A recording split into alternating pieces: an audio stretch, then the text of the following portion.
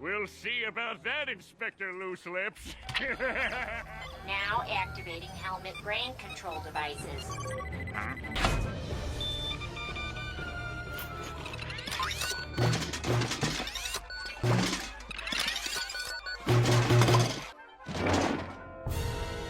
All hail Plankton. What's going on here? All hail Plankton. Seize him, slaves! All hail Plankton. Who can stop me now?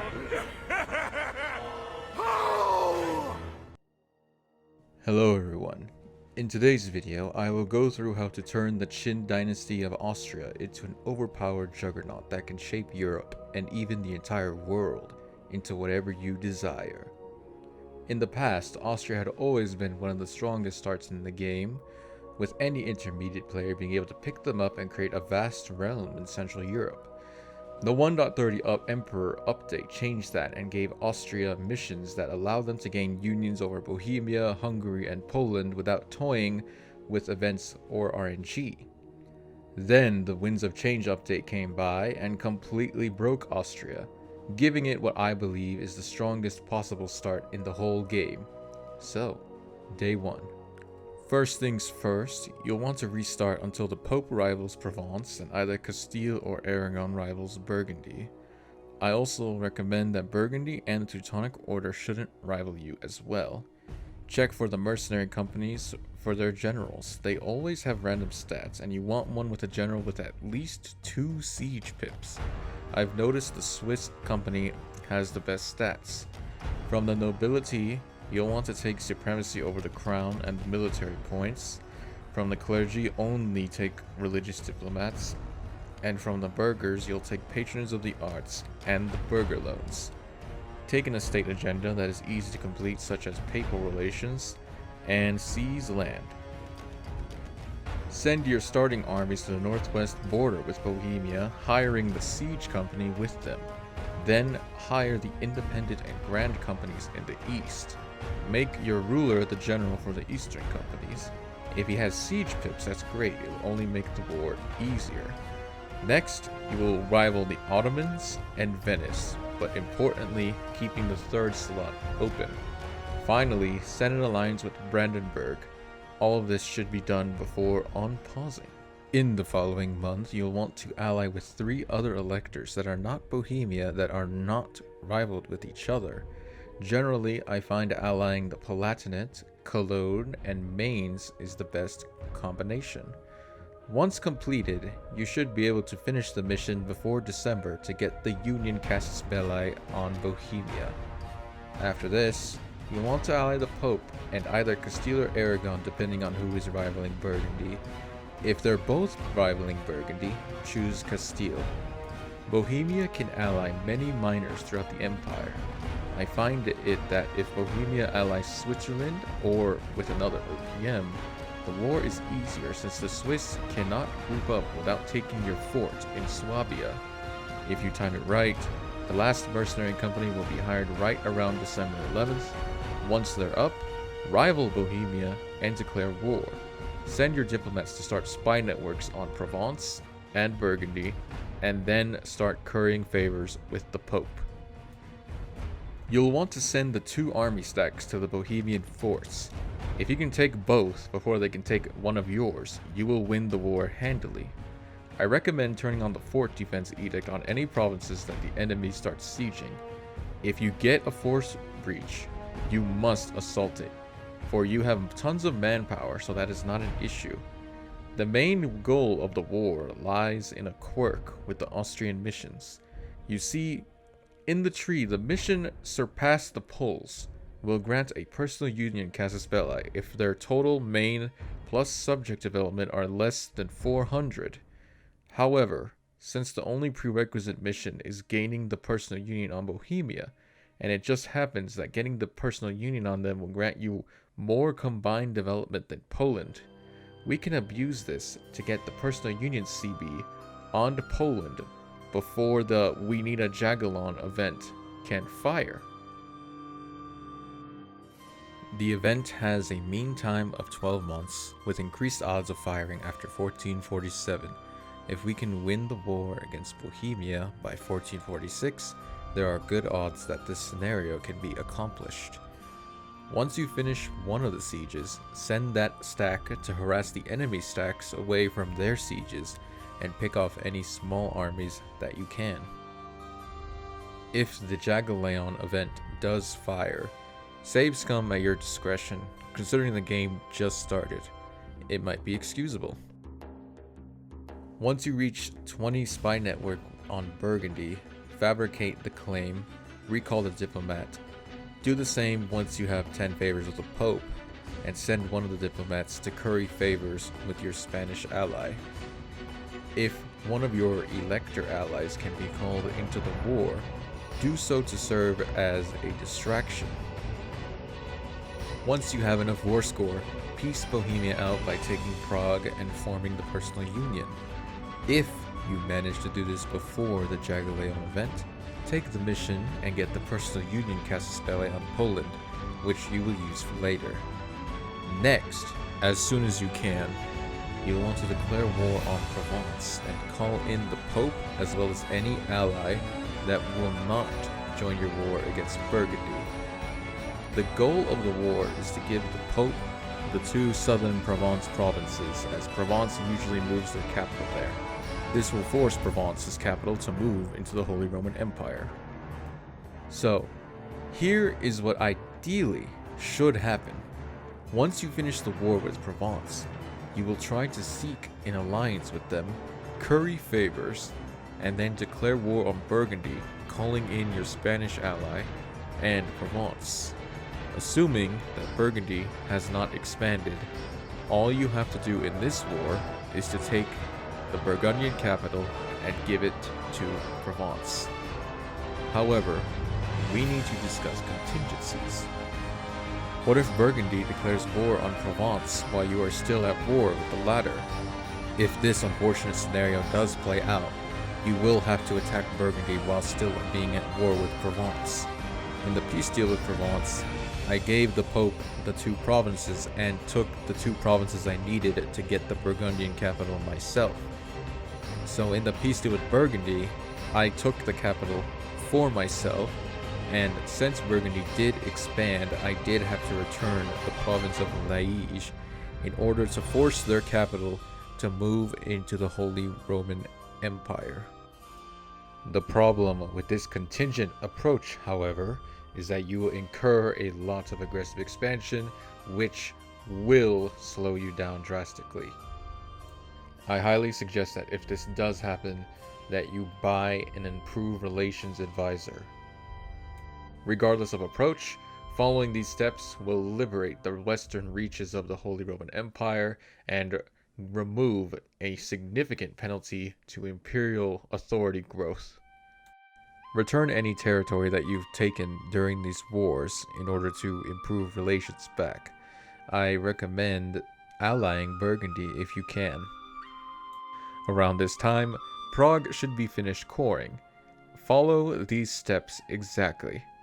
State the province, accept Czech culture, unstate, concentrate development, restate, exploit development, full core, turn on the religious edict, get a missionary advisor, and get the clergy privileges, enforced unity of faith and religious culture. This will give enough missionary strength to start converting Prague. Get to 2 stability to make the process faster. If your opinion of the Teutonic Order reaches 100, then the Imperial incident around it will fire. Choosing allowing the order in with restrictions will give you a huge boost to authority, but make sure that you do not go over 50. Around this time, you should have enough Imperial authority to pass the first reform. Take it before you start any new wars. Now is a good time to explain Hungary. A few months into the game, Hungary will get an event that determines their regency. Half of the time, they will choose János Hunyadi as regent, otherwise they will pick a regency council. If Hungary does choose the regency council, we can use this to our advantage by having Emperor Frederick as a general. The goal is to have Frederick die before February 1455, which is when Ladislaus turns 15. Doing so will make Ladislaus both Archduke of Austria and King of Hungary, triggering the namesake event and thus giving us a union over Hungary without hassle. Otherwise, what usually happens is after 1450, Hungary will get one of two events that will have the same outcome. Hungary will choose to either become your personal union or elect Matthias Hunyadi as king. Unfortunately, in this event, Hungary has a 75% chance of choosing the latter, which also makes you lose the historical friend modifier. If this happens, you unfortunately will need to fight Hungary to form the union. In my game, in 1451, I had an event that killed Ladislaus and replaced him with a 555 heir, which was a good trade-off for me. Now, assuming your aggressive expansion has cooled off, your next target for war is going to be Poland. Wait until you reach military technology 4 so that you have an advantage, as Poland's Kazimierz Jagiellon has a military skill of 1, you should be able to reach it before they can. Now hold on, why would you go for Poland before Hungary? On paper, the Polish seem stronger in numbers than the Hungarians, but in practice, I found the Hungarians to be much more competent in war. At the start of the game, Hungary will usually choose to elect János Hunyadi as regent, and with his high military skill, he will always have better military technology than you. Plus, the Hungarian forts are on mostly mountains and hills, so it's much more difficult to siege down. Poland, on the other hand, has forts in farmlands and woods, which are much faster to take. Beyond this, having Poland-Lithuania fighting for you against Hungary is a much easier war than having Hungary to fight Poland-Lithuania. Once you reach Technology 4, rival Poland and declare war, calling in and as many distractions, I mean allies, in. In the start of the war, prioritize sieging Krakow, then Plock, and finally Warsaw. As long as you keep your forces together, you'll be able to siege down Poland rather easily. In my game, I never interacted with any Commonwealth forces as they were too busy sieging down the Pope, of all places. Once you finish the wars, you'll need to calm down your aggressive expansion. I recommend using the Imperial CB against Venice. Make sure you call the Pope into the war so they cannot take any Venetian land. Also around this time, the Shadow Kingdom incident will fire. Choose the option to rein in the Italians. In the peace deal, return Milan's cores, release Dalmatia, and the small miners on Italy. Then, I recommend attacking Denmark to liberate Schleswig-Holstein. During this time, all you need to do is to get all Italian princes to at least 100 opinion in order to reign in Italy. Once you've taken Admin Tech 5, take Diplomatic Ideas. You absolutely should prioritize finishing the route over getting any further diplomatic technology over 4. Once you remove Denmark from the Empire, you should now be able to take the mission The Imperial Border, giving 15 Imperial Authority. Take the mission if you are at 35 so you don't take the next reform immediately. I'll reiterate that if you are at 45 or so Imperial Authority, don't go to war. Once you have all Italian princes at 100 opinion, finish the mission Italian Ambition and choose the option to give 50 more opinion, thus allowing you to reign in Italy for 25 authority. Soon afterwards, another incident will allow the Pope to join the Empire, assuming they haven't grown any larger since the cap is 9 provinces. Once the Pope comes in, you'll gain more Imperial authority and take the mission A Roman Empire for even more passive authority growth. Around this time, since I was sitting at 40 authority and my heir was old enough, I abdicated my emperor to gain 10 more, thus letting me pass another reform. Once you've taken 3 points in Diplo Ideas, you'll unlock the first Austrian idea, granting 10% more authority growth. Around this time, if you do not have the union over Hungary, prepare to declare war on them to do it. In my game, the Hungarians allied with the Ottomans, so I was forced to attack a Hungarian ally to break their alliance. Your truce with Dalmatia will soon expire, and now is the time to jump on them to expand the empire.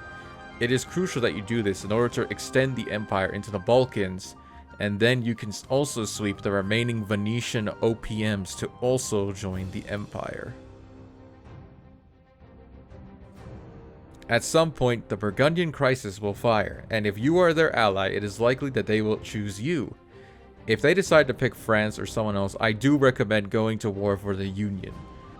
Once you do have Burgundy in Union, you'll want to be at war as little as possible in order for Mary to fall off her horse. For the centralization reforms, there is a modifier called Weak Emperor that makes them harder to pass. Countering this modifier requires you to gain more development for yourself, and in Austria's position, the best way is inheriting Burgundy. Now it is time to break the Ottoman Empire. If you've created a vast empire, it is more than likely that the French and the Turks have forged an alliance via the Franco-Ottoman alliance event, which fires if Austria has enough development. In order to win the war, the easiest way is to focus on France first and annul their alliance, and then turn around and go all in on the Turks. I recommend calling everyone against them, especially the Spanish. Once you have enough war score, I recommend this peace deal. Release Byzantium, but don't release Bulgaria quite yet to save on diplom points. When the truce with France ends, immediately declare war on them. By now your numerous subjects will make quick work distracting French forces while you go siege down all their forts. For this war, your goal isn't to take land for yourself, but to release nations in France that you'll later add to the empire diplomatically. Ideally, you would release the largest tags first, as it will later save you on diplo slots. Before declaring your second Ottoman war, release Bulgaria. In this war, you will return all Byzantine and Bulgarian cores.